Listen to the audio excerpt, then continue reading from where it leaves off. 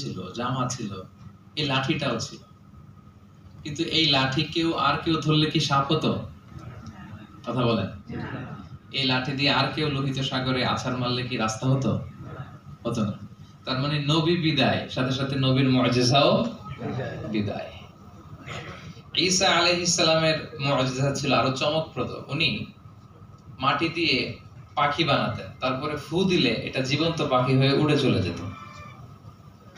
ওয়া উবরিউল আকমাহা ওয়াল আবরাসা ওয়া উহিল মাউতা বিইذنিল্লাহ। উনি অন্ধ রোগীর চোখে হাত বুলিয়ে দিলে অন্ধ ব্যক্তি দৃষ্টিশক্তি ফিরে পেত। ধবল রোগী, কুষ্ঠ রোগীর গায়ে টাচ করে দিলে সাথে সাথে মুহূর্তে ভালো হয়ে যেত।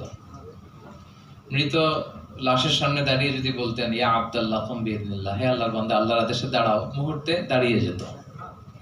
অনেক ইসরায়েলি বর্ণনাতে এমনও এসেছে যে ওনার যখন হরিণের গোশত খেতে ইচ্ছে হতো, ঈসা আলাইহিস সালাম হরিণ ধরে জবাই করতেন, জবাই করে হরিণের গোশত খেতেন, কিন্তু হাড্ডিগুলো খেতেন না, হাড্ডিগুলো রেখে দিতেন। হরিণের গোশত উনি আগুনের ঝলসে খাওয়া শেষে হাড্ডিগুলোর দিকে ইঙ্গিত করে বলতেন কুম বিইذনিল্লাহ, আল্লাহর আদেশে উঠে যাও। মুহূর্তে এই মরা হাড্ডি থেকে জীবন্ত হরিণ হয়ে লাফিয়ে লাফিয়ে জঙ্গলে চলে যেত।